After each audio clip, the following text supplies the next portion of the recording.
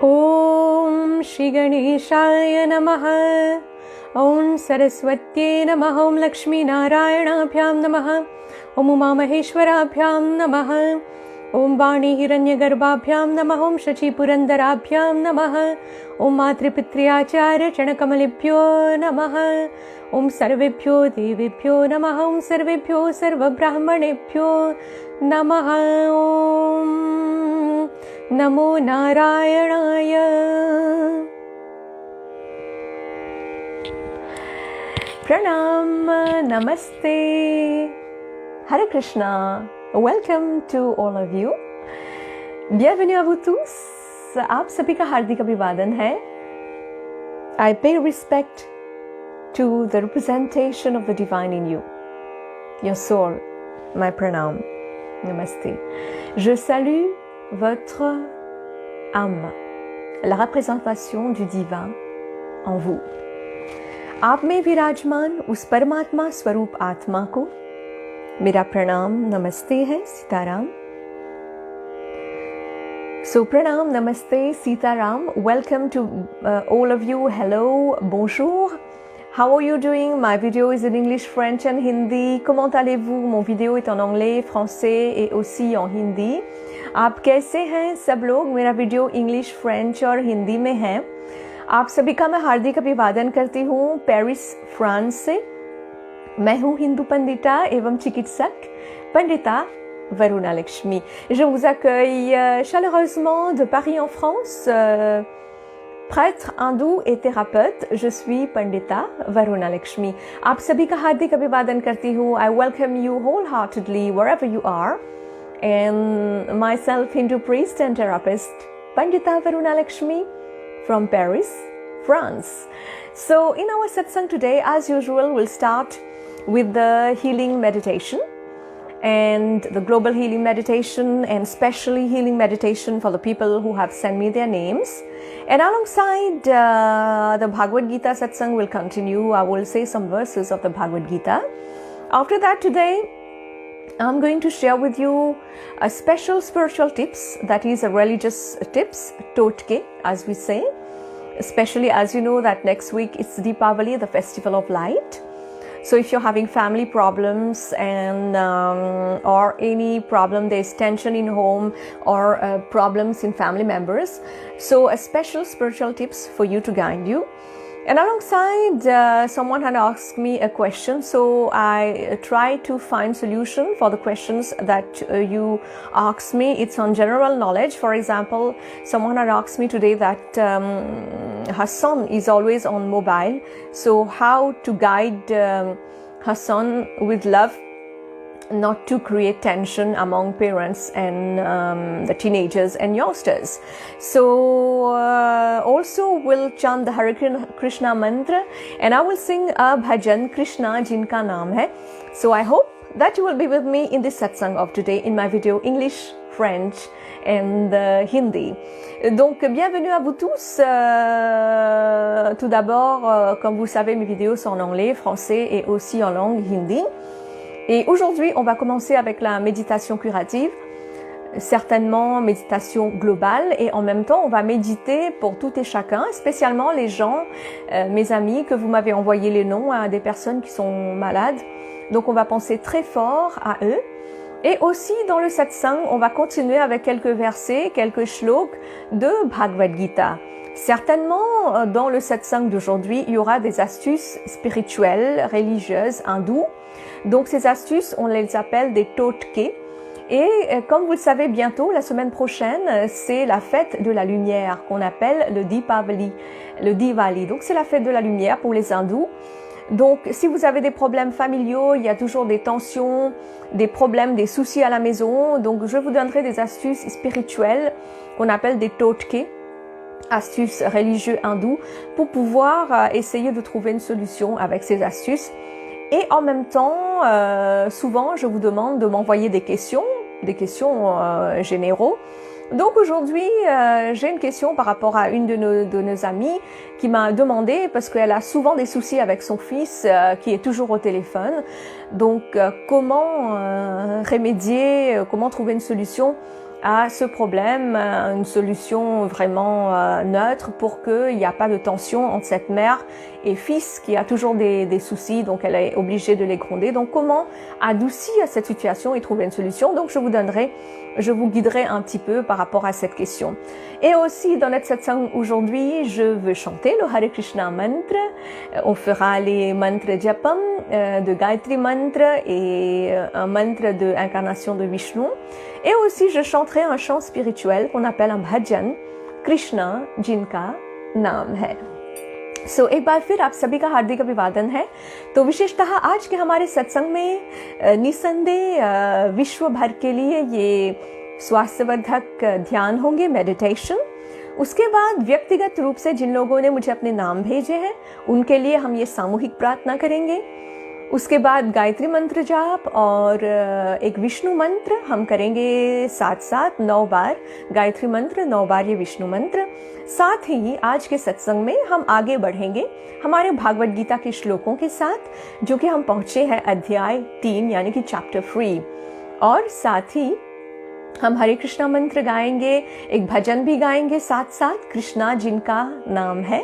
और आज के हमारे आध्यात्मिक टिप्स में स्पिरिचुअल टिप्स जिनको मैं टोटके के रूप में आपको बताऊंगी, जो कि आप जानते हैं कि दीपावली आने वाली है.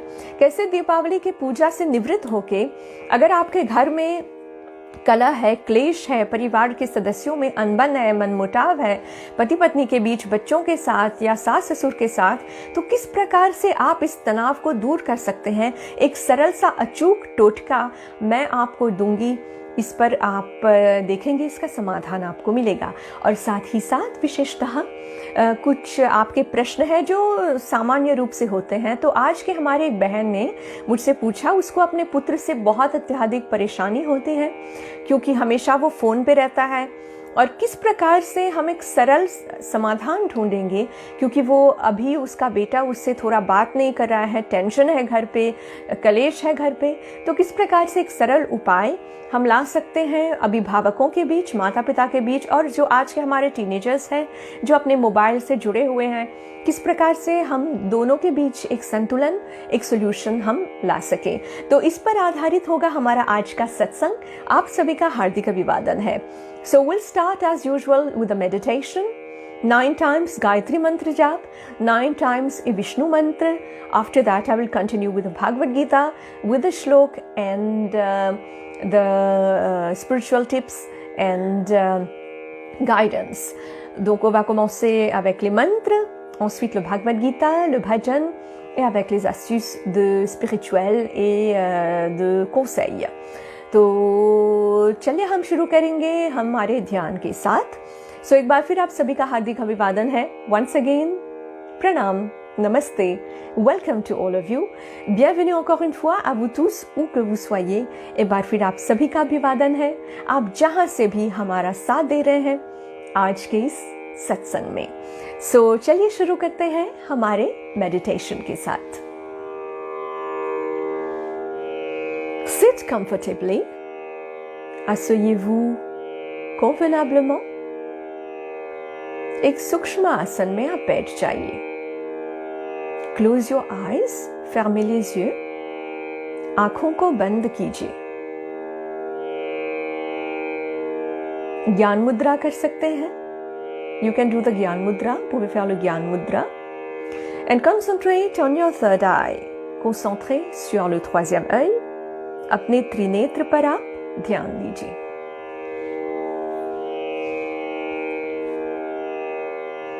श्वास लीजिए नाक से और श्वास बाहर निकालिए अपने मुंह से एक हा आवाज के साथ. ऐसे श्वास लेते हैं, बाहर निकालते हैं. Donc vous allez inspirer par le nez et vous allez expirer lentement par la bouche en faisant un bruit de You're going to inhale slowly through your nostrils and exhale slowly through your mouth like a sound. Continue to do that. Continue à faire cela. ऐसा आप करते जाइए.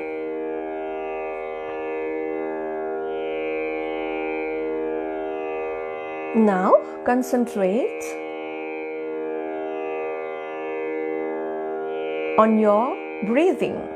Breathe normally now with your nostrils. Maintenant, vous allez vous concentrer sur votre respiration. Vous allez respirer maintenant normalement avec le nez. अब आप अपने श्वास पे ध्यान देंगे. नाक से आप श्वास लीजिए अब.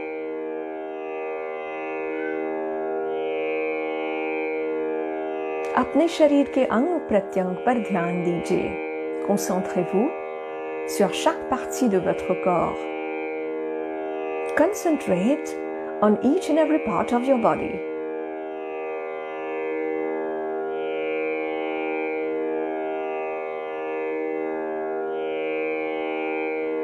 Pay respect to Mother Earth. Saluez la terre où vous êtes. पृथ्वी माता को नमन कीजिए.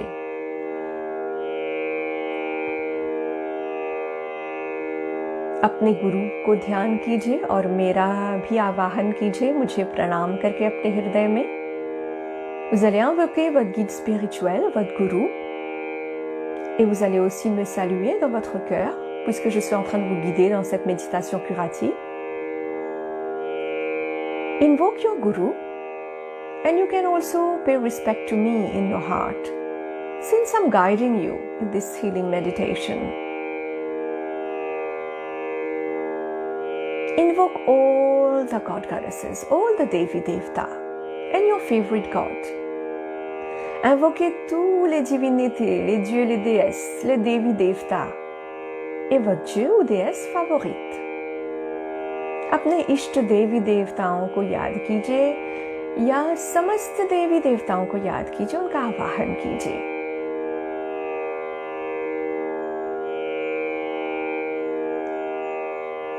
ऐसा अनुभव कीजिए कि आपके चारों ओर एक गोलाकार सुरक्षित कवच है.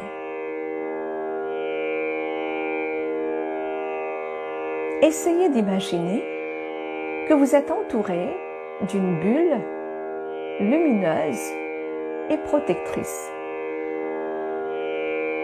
Bulle de lumière protectrice.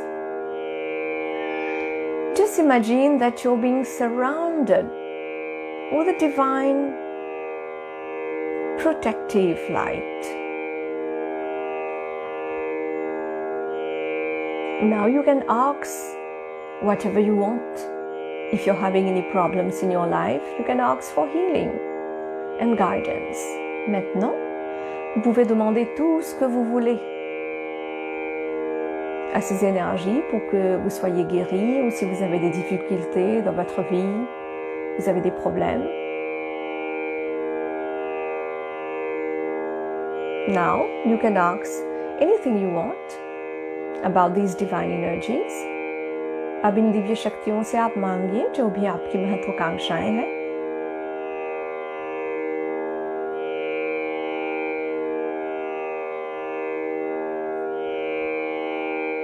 Now you're going to think about each and every member of your family. So I think about you all. I think about my son Kalyan, 9-month-old son. My husband Sébastien, here in France. I think about my mother Sarita, my father Bhim, and my brother Ranveer, alongside all my family members in Mauritius, and all my family and friends around the world. I pray for you. Maintenant, vous allez penser aux membres de votre famille, à vos proches, à vos amis.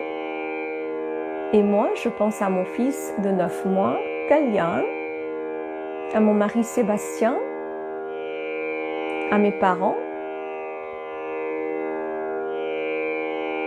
mon père Bhim, ma mère Sarita, mon frère Ranveer, qui sont à l'île Maurice, à mon frère Vikram en France, à tous mes amis, à mes proches, à tout le monde que je connais, à tout le monde qui sont en train de me regarder en ce moment,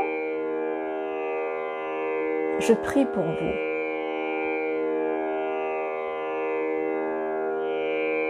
अब अपने परिवार के प्रत्येक सदस्यों को याद कीजिए, अपने हित मित्रों के लिए प्रार्थना कीजिए। मैं याद करती हूँ अपने 9 महीने का पुत्र कल्याण, मेरे पति सेबास्टियन, मेरे माता पिता, पिताजी भीम, माताजी सरिता एवं भाई रणवीर जो मॉरिशस में है, मेरे भाई विक्रम जो फ्रांस में है, मेरे सभी परिवार के सदस्य, सभी हित मित्र, आप सभी के लिए मैं प्रार्थना करती हूँ।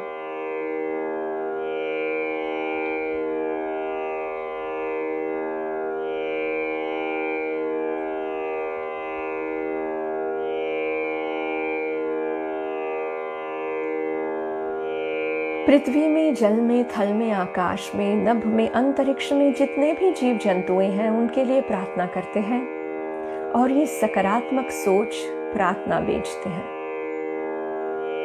On pense à tous les êtres vivants qui sont dans la terre, sur la terre, dans l'eau, dans l'air, dans le ciel, dans l'espace.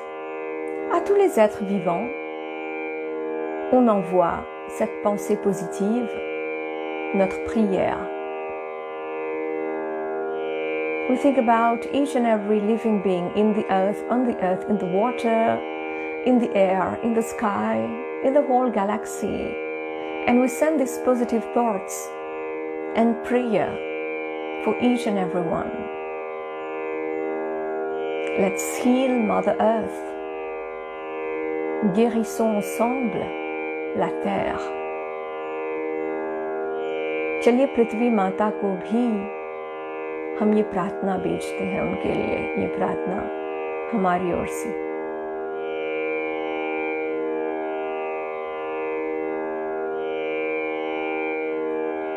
मैं कुछ लोगों का नाम लूंगी, उनके बारे में हम विशेष प्रार्थना करेंगे। Je vais prendre les noms de quelques personnes, on va penser très fort à eux. I will take the names of some people who have sent me their names, so we're going to think specially about them. I send you all my love and blessings. Je vous envoie beaucoup d'amour et de bénédictions. आपको मेरा असीम प्रेम और आशीर्वाद। From Mauritius, Hemsha, at Plaine des Papayes, Pierre, Montroche-Beaubassin. In France, Claudette, à Montrouge, Vivian, Aubervilliers.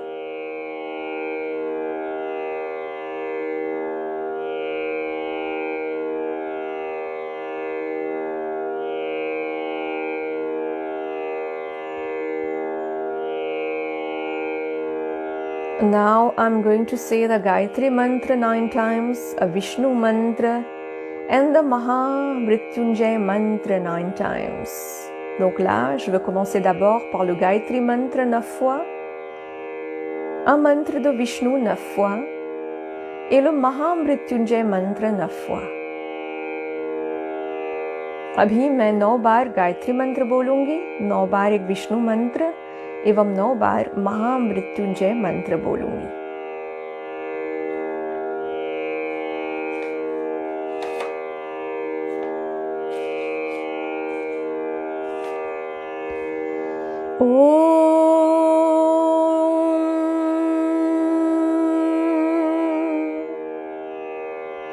ओम भूर्भुवस्वः तत्सवितुर्वरेण्यं भर्गो देवस्य धीमहि धियो यो नः प्रचोदयात्। ॐ भूर्भुवस्वः तत्सवितुर्वरेण्यं भर्गो देवस्य धीमहि धियो यो नः प्रचोदयात्। ॐ भूर्भुवस्वः तत्सवितुर्वरेण्यं भर्गो देवस्य धीमहि धियो यो नः प्रचोदयात्।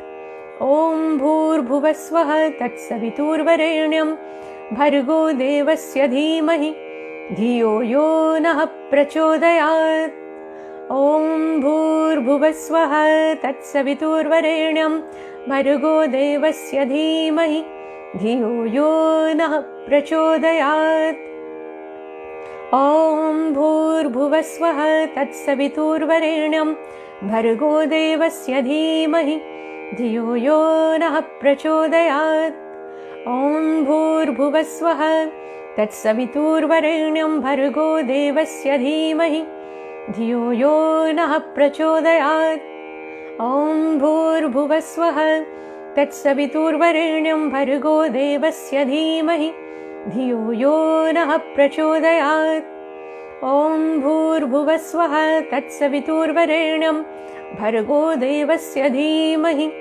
धियो यो नः प्रचोदयात् ॐ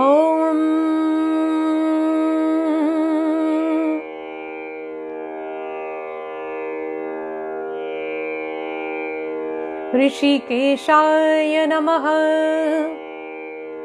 ॐ ऋषिकेशाय नमः ॐ ऋषिकेशाय नमः ॐ ऋषिकेशाय नमः ॐ ऋषिकेशाय नमः ॐ ऋषिकेशाय नमः ॐ ऋषिकेशाय नमः ॐ ऋषिकेशाय नमः ॐ ऋषिकेशाय नमः ॐ त्र्यम्बकं यजामहे सुगन्धिं पुष्टिवर्धनम् उर्वारुकमिव बन्धनात् मृत्युर्मोक्ष्यमामृतात् ॐ त्र्यम्बकं यजामहे सुगन्धिं पुष्टिवर्धनम् उर्वारुकमिव बन्धनात् मृत्युर्मोक्ष्यमामृतात् ॐ त्र्यम्बकं यजामहे सुगन्धिं पुष्टिवर्धनम् उर्वारुकमिव बन्धनात् मृत्युर्मोक्ष्यमामृतात् ॐ त्र्यम्बकं यजामहे सुगन्धिं पुष्टिवर्धनम् उर्वारुकमिव बन्धनात् मृत्युर्मोक्ष्यमामृतात् ॐ त्र्यम्बकं यजामहे सुगन्धिं पुष्टिवर्धनम् उर्वारुकमिव बन्धनात् मृत्युर्मोक्ष्यमामृतात् ॐ त्र्यम्बकं यजामहे सुगन्धिं पुष्टिवर्धनम् उर्वारुकमिव बन्धनात् मृत्युर्मोक्ष्यमामृतात् ॐ त्र्यम्बकं यजामहे सुगन्धिं पुष्टिवर्धनम् उर्वारुकमिव बन्धनात् मृत्युर्मोक्ष्यमामृतात् ॐ त्र्यम्बकं यजामहे सुगन्धिं पुष्टिवर्धनम् उर्वारुकमिव बन्धनात् मृत्युर्मोक्ष्यमामृतात् ॐ त्र्यम्बकं यजामहे सुगन्धिं पुष्टिवर्धनम् उर्वारुकमिव बन्धनात् मृत्युर्मोक्ष्यमामृतात्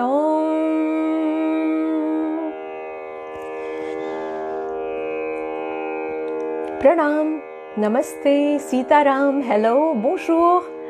Welcome to all of you, myself into priest and therapist Pandita Varunaluxmi from Paris, France. Bienvenue à vous tous encore une fois, je suis de Paris en France, prêtre hindou et thérapeute. Pandita Varunaluxmi, आप सभी का हार्दिक अभिवादन करती हूँ Paris, France से. मैं हूँ हिंदू पंडिता एवं चिकित्सक Pandita वरुणालक्ष्मी. So my video is in English, French and Hindi because as you know I'm born in Mauritius and I've done my studies also in India. So in Mauritius we do not speak English, French and Hindi. These are not my mother tongue. I speak mostly Bhojpuri and Creole in Mauritius. So it's obvious that in expressing myself in these languages I may make mistakes in expressing myself or in pronunciation. So kindly, humbly forgive me for that. Donc comme vous le savez, je suis indo-mauricienne, donc je suis née à l'île Maurice. Donc mes vidéos sont en anglais, français, hindi, ce sont des langues qu'on apprend à l'école. Ce ne sont pas mes langues maternelles parce que je parle le Bhojpuri et le créole à l'île Maurice. Donc c'est évident, dans mes vidéos, quand je m'exprime dans ces langues, c'est possible que dans mes prononciations ou dans ma façon d'exprimer, je peux faire des erreurs. Donc je vous demande humblement de m'excuser pour cela.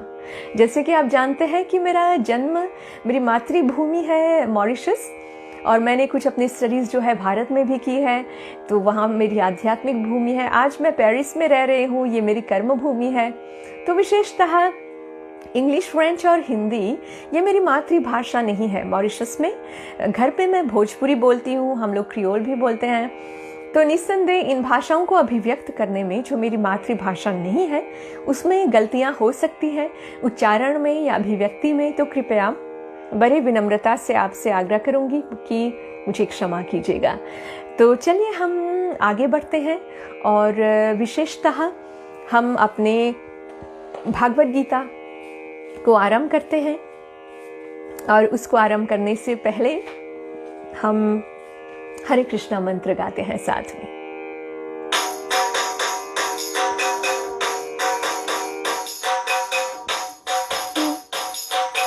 Hare Krishna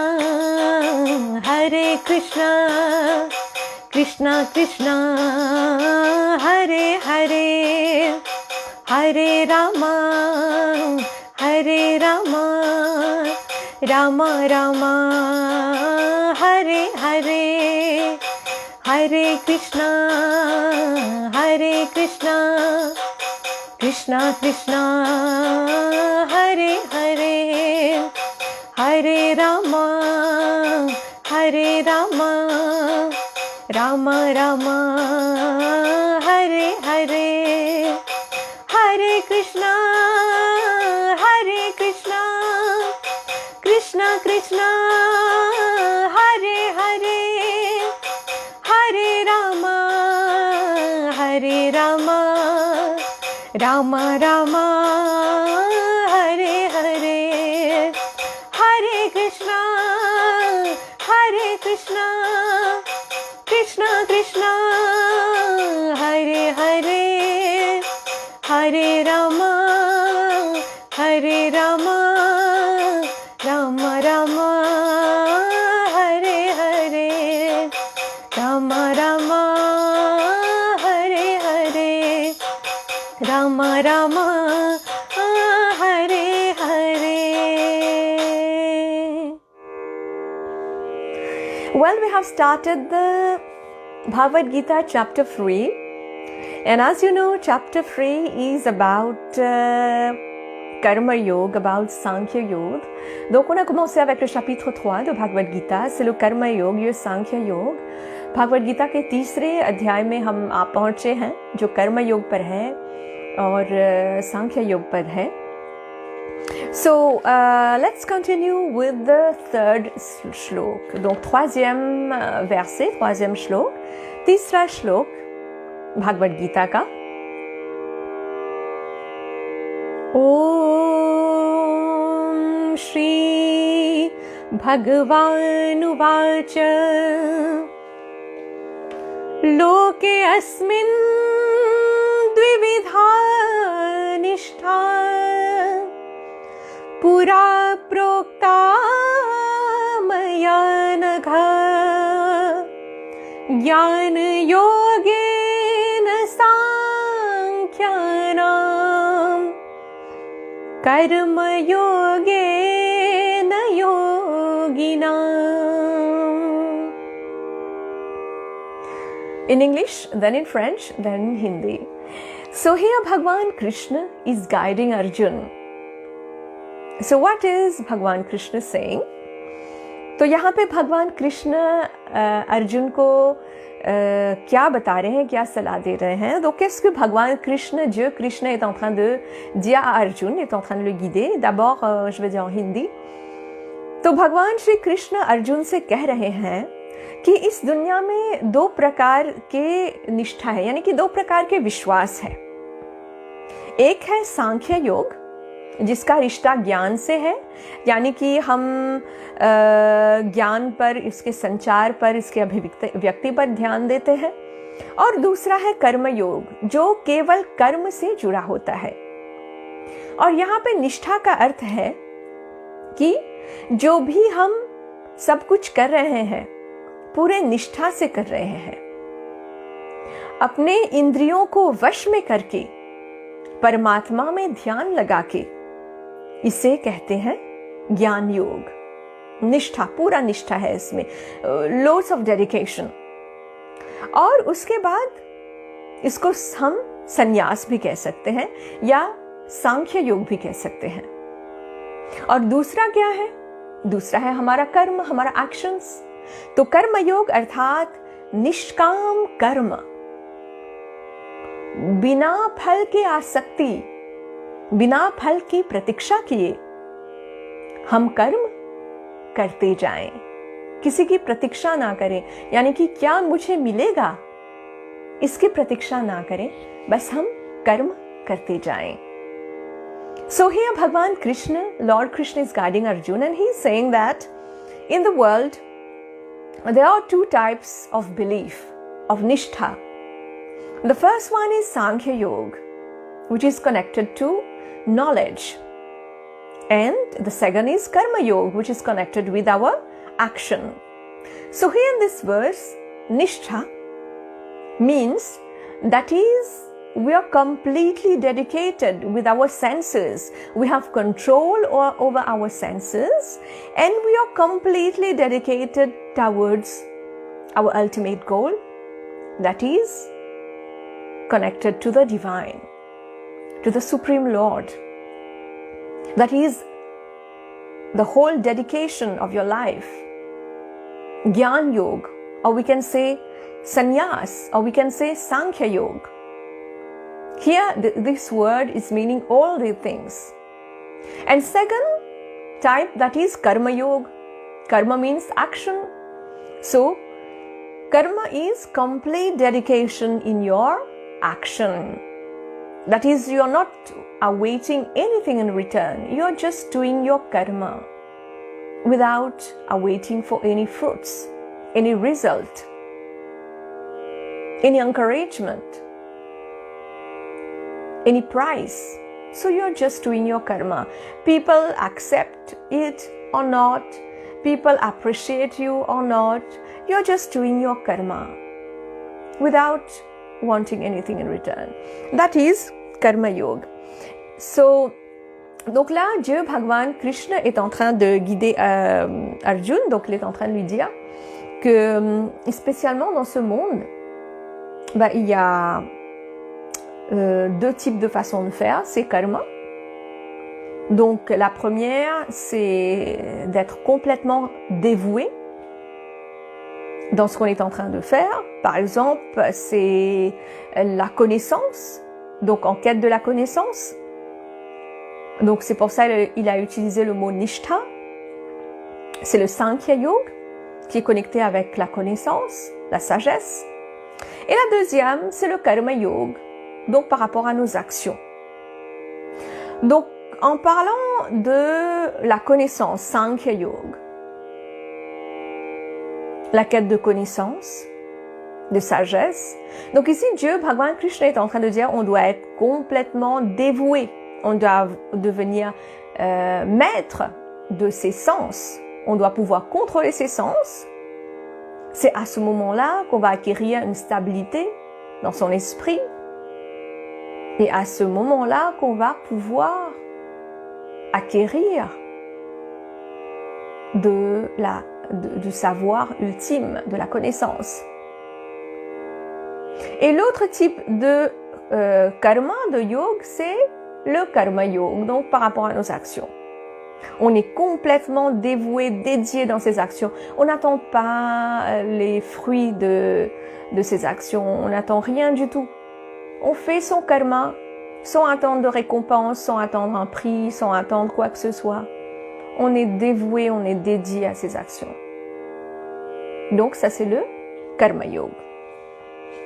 Maintenant on va continuer avec le shlok 4 de Bhagwad Gita. So now we are going to continue with the fourth slok of the Bhagwad Gita. चलिए चौथा श्लोक हम करते हैं. All the shloks verses are in Sanskrit. ये सभी श्लोक जो है संस्कृत में हैं, ये तो आप जानते हैं. Donc tous ces versets, tous ces shloks sont en sanskrit. न कर्मणां नारभान्नैष्कर्म्यं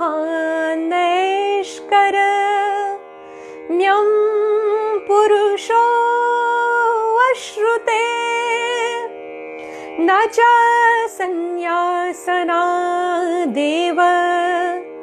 सिद्धिं समधिगच्छति।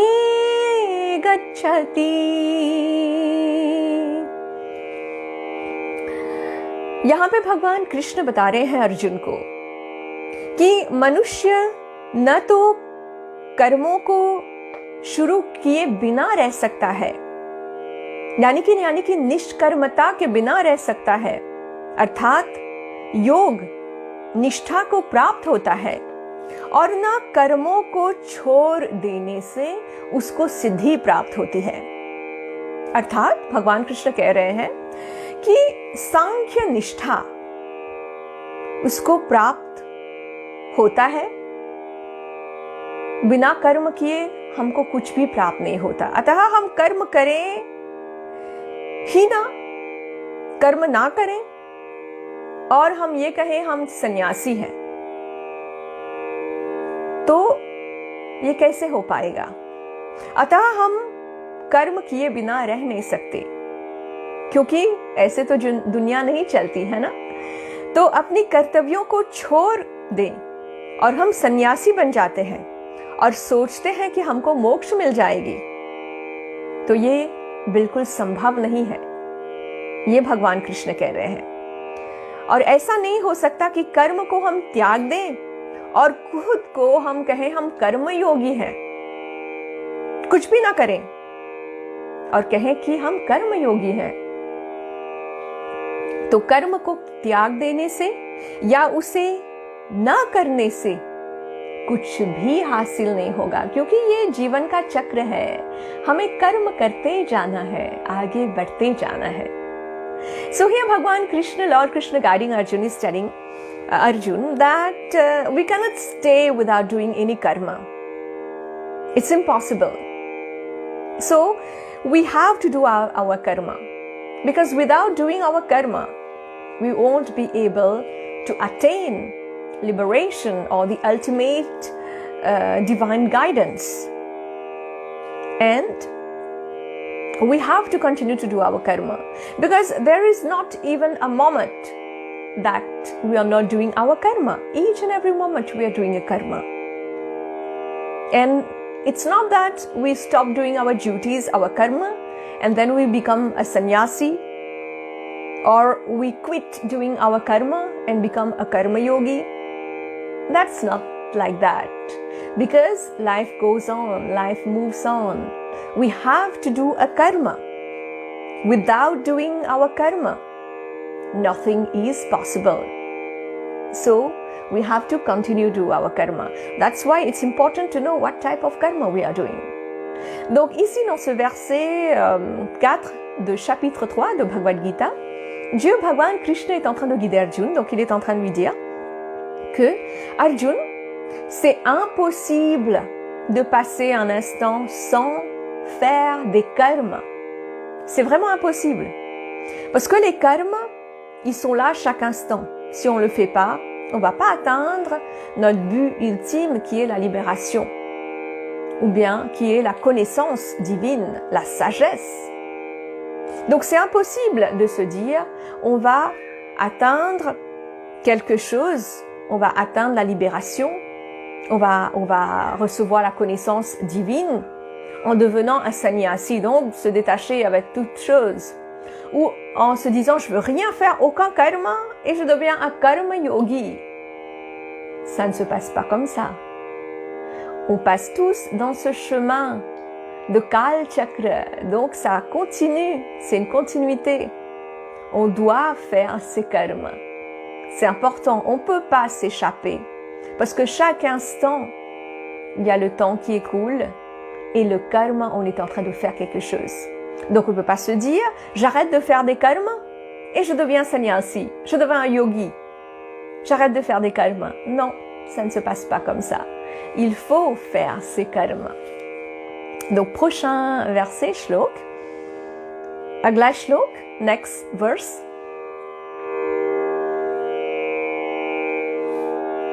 Nahi kaschit kshanamapi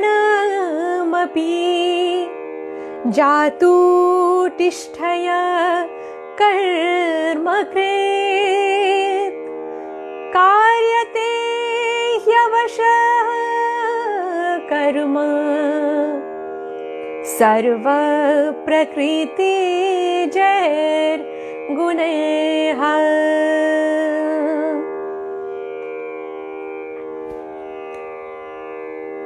यहाँ पे भगवान कृष्ण अर्जुन को और भी सलाह दे रहे हैं कि ऐसा कभी हो ही नहीं सकता कि मनुष्य क्षण मात्र के लिए भी कर्म किए बिना रह सके, क्योंकि दुनिया ऐसे ही है।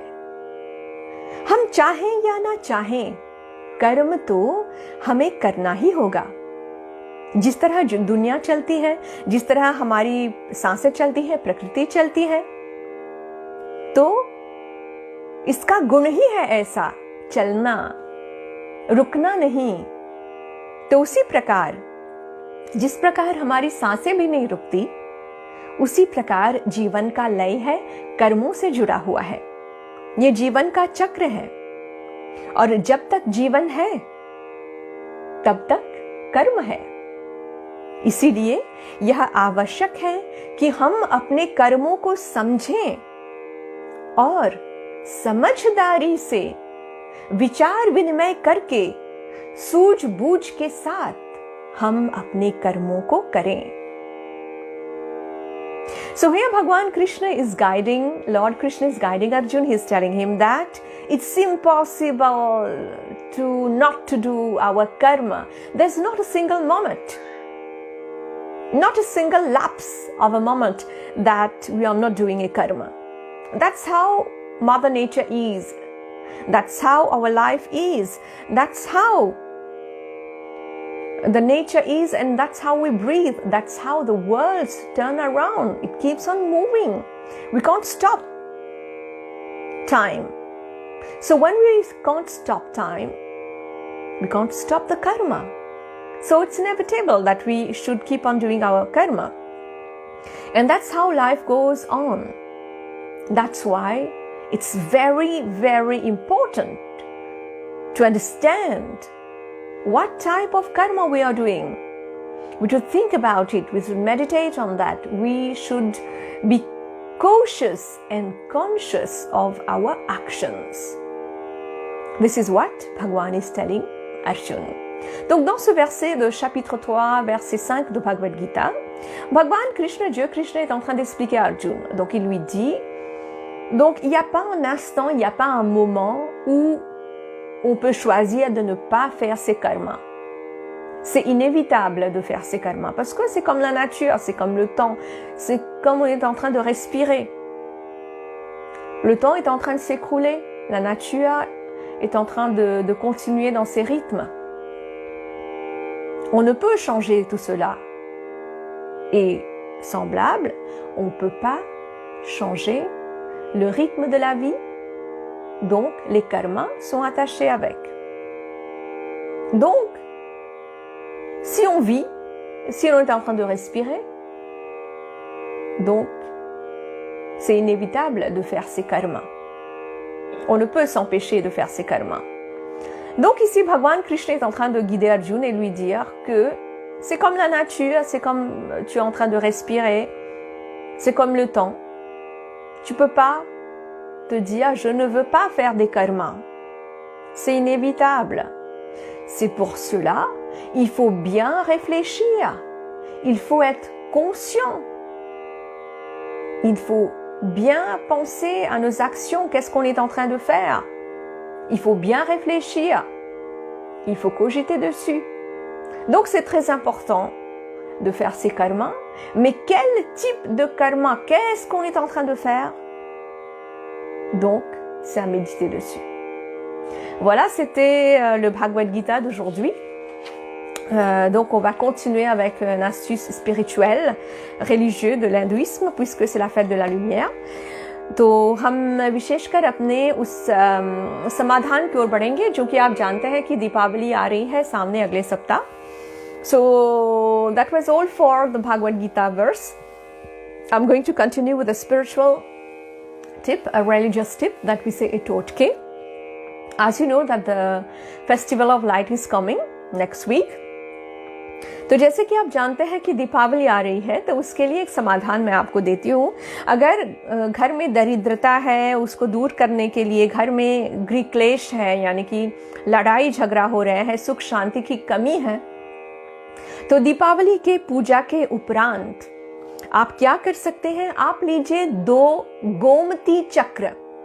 ध्यान से सुने. अगर जो भी आप टोटके वगैरह कर रहे हैं उसमें अगर आपको विश्वास नहीं है, आप में थोड़ा सा संदेह है, तो वो सफल नहीं होगा. जो कुछ भी हम करते हैं उसमें पूरे निष्ठा विश्वास के साथ हमें करना चाहिए, तभी वो सफल होते हैं. तो ये जो टोटके मैं आप दे रही हूँ वो अचूक टोटके हैं, उसको आजमाइए, लेकिन पूरे विश्वास के साथ. तो दीपावली की पूजा से निवृत्त होके आप निस्संदेह ये टोटके आजमाइए. 2 गोमती चक्र लीजिए. अगर आपके पास नहीं है तो आप खरीद लीजिए, अभी समय है. 2 गोमती चक्र आप लें और एक डिब्बी में सिंदूर आप भर दें और सिंदूर के ऊपर आप ये 2 गोमती चक्र रखें. फिर इसको ढके आप किसी भी घर के एक ऐसे जगह में, आप एकांत जगह में रख दें जहां किसी को भी दिखे ना, पता ना चले. और किसी भी परिवार के सदस्य को आप बताइए मत कि आपने ये टोटके, ये समाधान किए हैं, ये नहीं तो ये विफल हो जाएंगे, सफल नहीं होंगे. तो इसलिए घर में सुख शांति अगर आप चाहते हैं तो क्या करें? 2 गोमती चक्र, एक डिब्बी में आप सिंदूर डालें, उस पर ये गोमती चक्र रखें, इस डिब्बी को बंद करें, घर में किसी एकांत जगह पे आप रख दें और इसको ऐसे ही छोड़ दें, ऐसे ही रख दें. ये जो गोमती चक्र है वो बहुत एक आपको मिल जाएगा बाजार में. आप जानते हैं हमारे हिंदू धर्म में इसका उपयोग हम करते हैं. ये गोमती नदी में, द्वारका में स्थित ये पाया जाता है भारत में. तो आप खरीद सकते हैं इसको, जो स्वास्थ्य, सुख, समृद्धि और घर में जो क्लेश है ये सब इसको दूर करता है और घर में समृद्धि लाता है. तो इस टोटके को आप ज़रूर आजमाइएगा. So now these spiritual tips for the Festival of Light coming next week, especially for people who are having poverty, they are in poverty or they are having especially loads of money problems, or especially you are having problems at home, stress at home. You are not happy with a family member, you are having a stressful situation at home, there are more loads of problems at home, quarrels at home. So what you can do, a spiritual religious tips that we say a totke in Hindi. Whenever you try all these totke, these spiritual tips, you should have full confidence while doing that. And you should have full belief, because if you have a doubt, it won't work. There should be full confidence and full belief while doing that. So what you're going to do on the Festival of Light of Deepavali, after doing your religious prayers, your puja for Deepavali, for Goddess Lakshmi and Ganesh and all, after the puja, you take 2 Gomti Chakra. You will find that in puja's shop and markets, or you can also contact me to buy it from me, and I have already blessed them and charged them, so you can contact me if you don't have. And you take 2 Gomti Chakra and you're going to take a box. In that you put sindoor, and on the sindoor you're going to think about your problems and put the Gomti Chakra, and then you're going to close the box. You're going to put that in a place in your house where no one is going to see that. And you shouldn't tell that to any member of your family that you have done this spiritual totke, this ritual for removing the problems, the tensions in the family. You just put that 2 Gomti Chakra in a box, sindoor, 2 Gomti Chakra, and you cover the box and you put that in any part of your house and you leave that like that.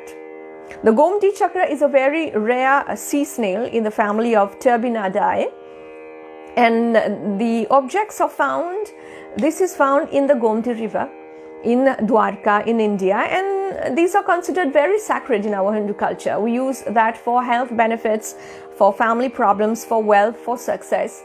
So if you're having family problems, this Deepavali, do this spiritual tip and have full belief when you're doing that, and be confident when you're doing that. I hope that you will try that.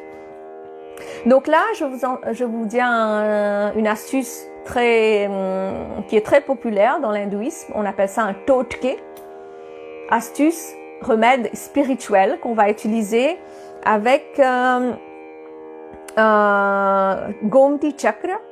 En fait, c'est un escargot de mer qui est très rare, de la famille de Turbinadae, et on les trouve dans les rivières de Gomti à Dwarka en Inde.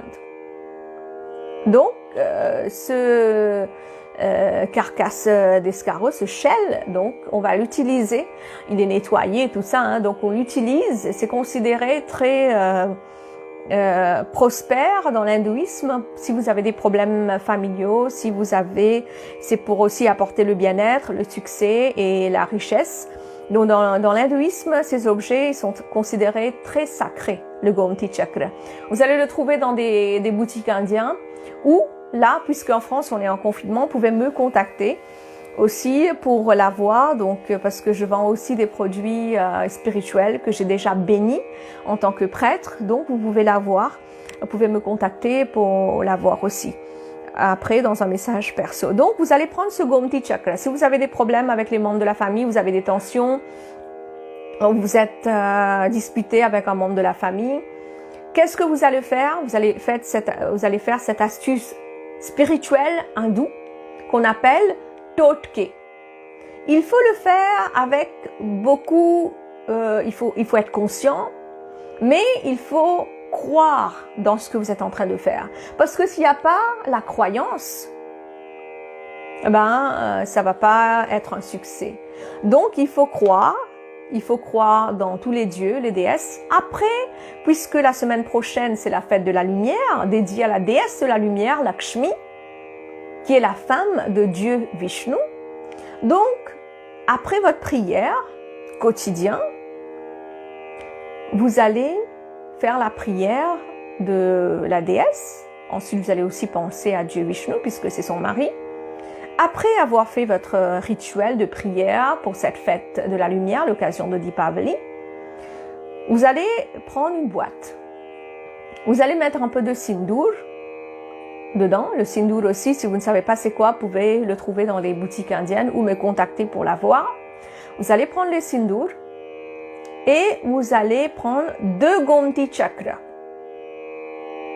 2 Gomti Chakra, vous allez penser à vos problèmes et vous allez mettre dessus. Vous allez fermer la boîte et le laisser dans un coin de la maison, sans parler aux membres de la famille. Parce que c'est un totke, c'est une astuce spirituelle, donc c'est un truc un peu personnel. Donc vous n'allez pas parler aux autres membres de la famille et vous allez laisser dans un coin, vous n'allez pas y penser. Essayez de le faire avec dévouement, soyez conscient et avec beaucoup de respect, d'humilité, et il faut croire. Si vous ne croyez pas, c'est pas la peine de le faire. Donc, j'espère que vous allez essayer cette astuce pour vos problèmes familiaux. Si vous avez des tensions, vous avez eu des disputes avec les membres de la famille. Donc, essayez, et après, vous me dites donc comment c'était. And now, we have a question from Sadhana, from UK, that Sadhana has asked me that she's having some problems with her child because he's always on the phone. And since 2 days, some days they are not speaking because she always gives him punishment that you are on the phone, and so she's having problem with her son. So what to do? What are the solutions? How to talk with your child? Donc là, on a une question de Sadhana qui est d'Angleterre. Elle me demande, elle a souvent des soucis avec son fils. Donc là, il se parle pas depuis 2 jours parce qu'elle a donné des punitions par rapport à son téléphone. Il est toujours avec son téléphone. Donc, c'est quoi les solutions? Donc là, je veux vous dire les solutions par rapport à ça. तो विशेषकर हमारी एक बहन ने हमें प्रश्न पूछा है यूके से कि उसका पुत्र जो है वो उससे बात नहीं कर रहा है, वो उसको पनिशमेंट तो देती है क्योंकि वो हमेशा अपने फोन के साथ रहती है, तो क्या समाधान है? तो समाधान ये है कि विशेषतः सर्वप्रथम आपको बैठ के अपने पुत्र से बात करना चाहिए कि बेटा देखो ये परेशानी है, क्या परेशानी है।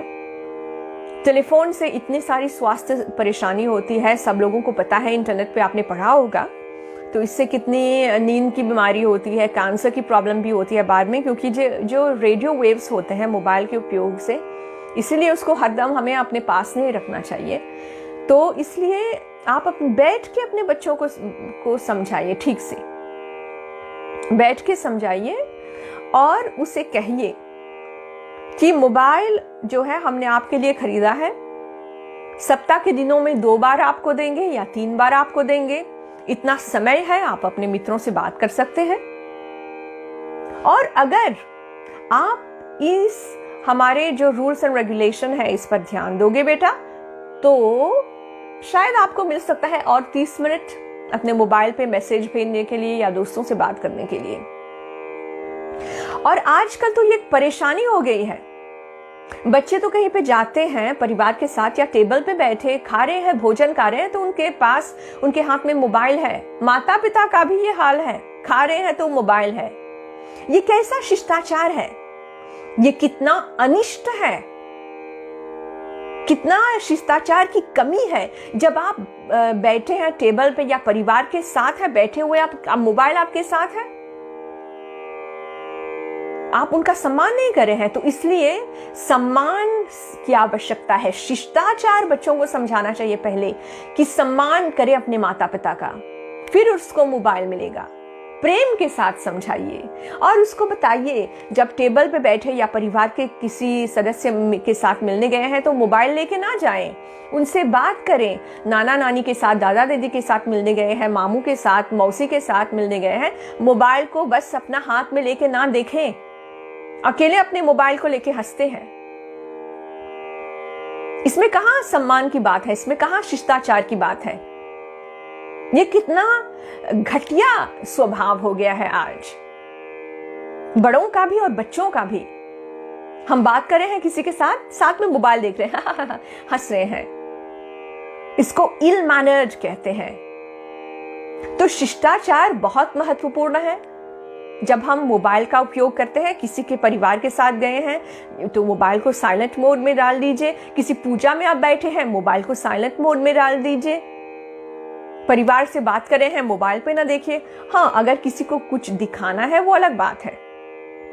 तो बेटे को समझाइए और उम्मीद है वो बड़े प्रेम के साथ समझा दीजिए। रूल्स एंड रेगुलेशन बना दीजिए अपने लिए, परिवार वालों के लिए भी, कि जो बच्चे हैं वो मोबाइल कितने दिन यूज करें। मुझे नहीं पता आपका बच्चा आपने ठीक से नहीं भेजा कितने साल का है, तो इस पर आप ध्यान दीजिए।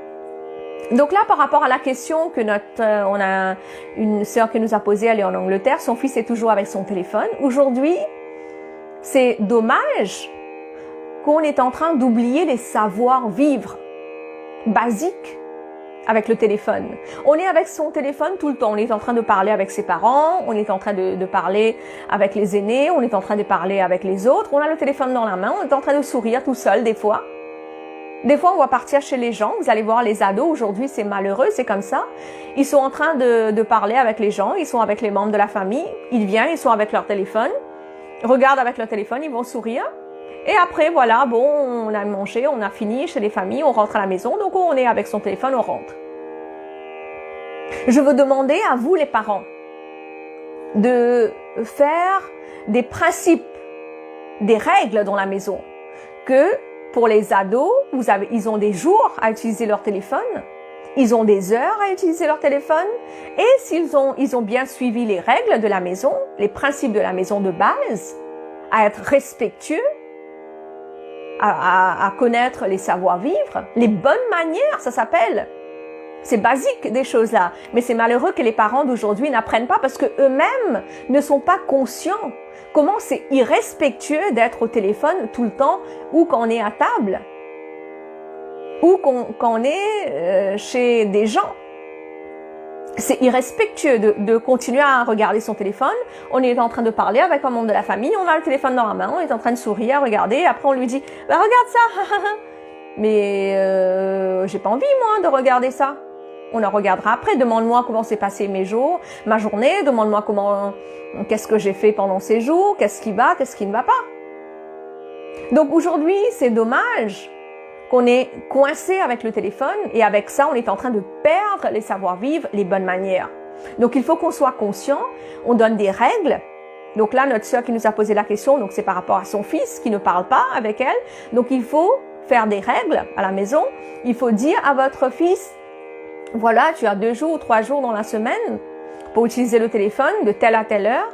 Et si voilà, tu écoutes ce que je t'ai dit, tu peux avoir une demi-heure en plus pour pouvoir parler avec tes amis ou pour envoyer des messages. Mais quand on est à table ou quand on est chez les gens, on n'utilise pas le téléphone. Je parle pour les ados. Pour les adultes, des fois, on n'a pas le choix. Mais quand même, par respect, on peut mettre son téléphone sur silence si on n'a pas de téléphone urgent. Là, on est en confinement, donc c'est très important de partager un peu plus de savoir-vivre à vos enfants, les bonnes manières qu'on est en train de perdre. Donc, j'espère que vous allez être conscients de ça et partager ces messages avec tout et chacun. So, the same thing in English. Our sister in UK has asked me a question that his son, he's a teenager, is not talking to her. Because she has put restrictions on her phone. Well, unfortunately nowadays the teenagers, they have become ill-mannered because from the very start, from the very beginning, we are not being able to inculcate moral values and manners in them, especially about the phone. You will see how ill-mannered it is. When you're talking with someone, you're looking at your phone, or you have gone to meet your parents, your elders, your family members, you are with your phone. Your phone makes a notification sign and you're going to look right now for your phone. How ill-mannered it is. And the people in front of you, you don't respect them. So it's important as a parent that we be cautious about all the things, because with the phone, the radio waves, you know how problematic it is, how many health problems we have, you already know about that. But I'm talking about manners. It's very important that yourself, when you are eating on the table, when you are doing something with your kids, you don't have your phone all the time with you. Then the children will learn with you, and put a regulation to your teenager that you have 2 or 3 days that you can use your phone, and then after that, certain hours that you can use your phone. And if you abide to the rules and regulations of the house, then you can have 30 minutes or 1 hour more to chat with your friends, to talk with your friends. Because telephone is making our youngsters, teenagers, ill-mannered nowadays. They are becoming anxious. And it's becoming impossible for parents to be able to control them. Control, like I'm telling to inculcate goodness in them. So it's very important that you put some rules, because you are paying for the telephone. So you put some rules. So you have to abide with some manners. And when you're going to your family members, you respect, you don't use your phone. You talk with the family members. You ask about them rather than just watching your phone and smiling with yourself. So all these things are very important. I hope that you will take note on that and be careful about that. Donc, on va terminer ce satsang. On va remercier toutes les énergies. So, हम अपने सत्संग का उसको समापन करने जा रहे हैं. समस्त देवी देवताओं को धन्यवाद देंगे. We are going to end our satsang and we are going to thank each and every divine beings that we have invoked.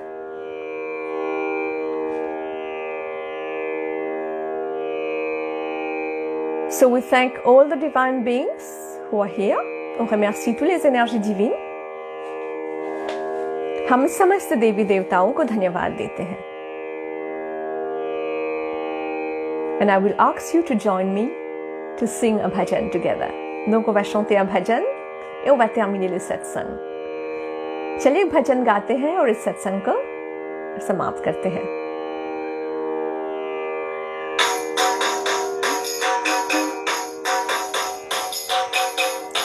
Krishna जिनका नाम है, गोकुल जिनका धाम है। कृष्णा जिनका नाम है, गोकुल जिनका धाम है।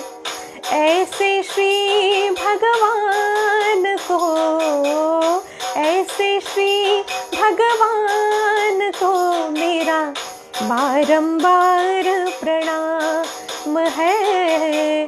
कृष्णा जिनका नाम है।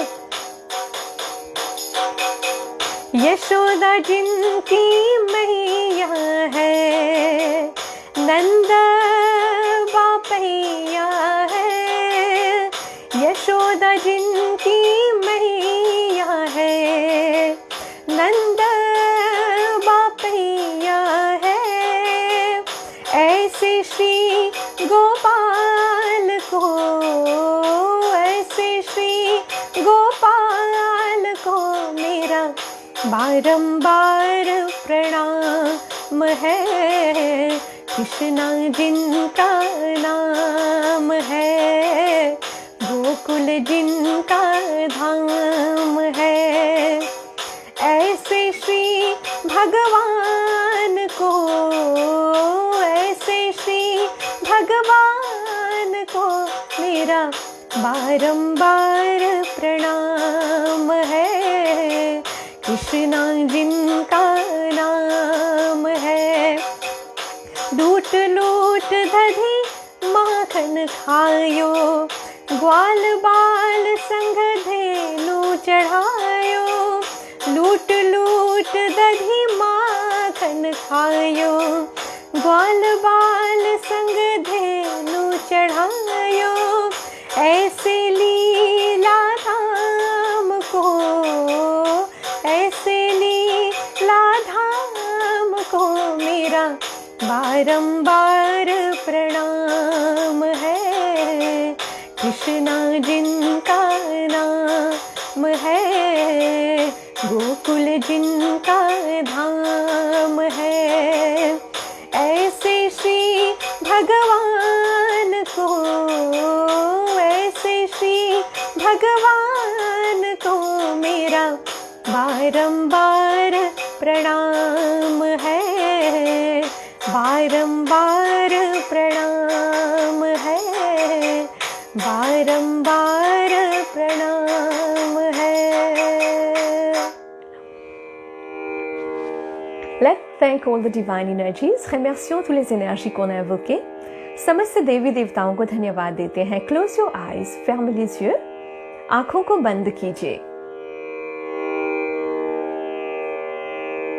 शरीर के अंग प्रत्यंग को धन्यवाद दीजिए. पृथ्वी माता को धन्यवाद दीजिए. Remerciez toutes les parties de votre corps. Remerciez la terre. Thank each and every part of your body. Thank Mother Earth. Thank your Guru, and you can thank me in your heart. Remerciez votre Guru, et vous pouvez aussi me remercier dans votre cœur. आप अपने गुरु को धन्यवाद दीजिए और मुझे भी धन्यवाद दे सकते हैं अपने हृदय में. अपने परिवार के सदस्यों को एक बार फिर ये सकारात्मक शक्ति आप भेजिए. Pensez-y encore une fois aux membres de votre famille, à vos proches. Once again, think about your near and dear ones and send them these positive vibes.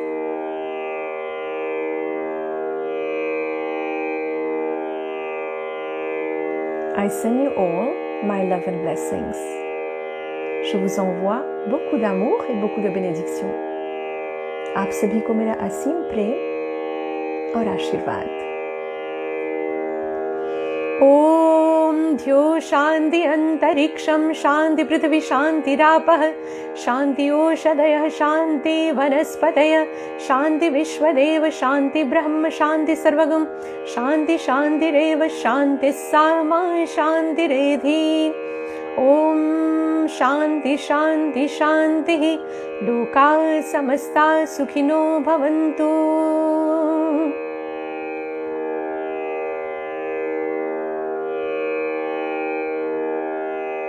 हर हर हर महादेव।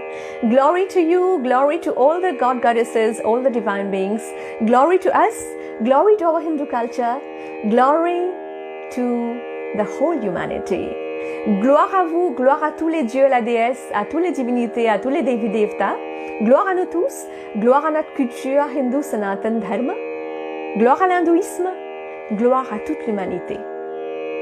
समस्त देवी देवताओं की जय, आपकी जय, हमारी जय, हिंदू धर्म की जय, मानवता की जय। प्रणाम, नमस्ते, हरे कृष्णा, ओम शांति।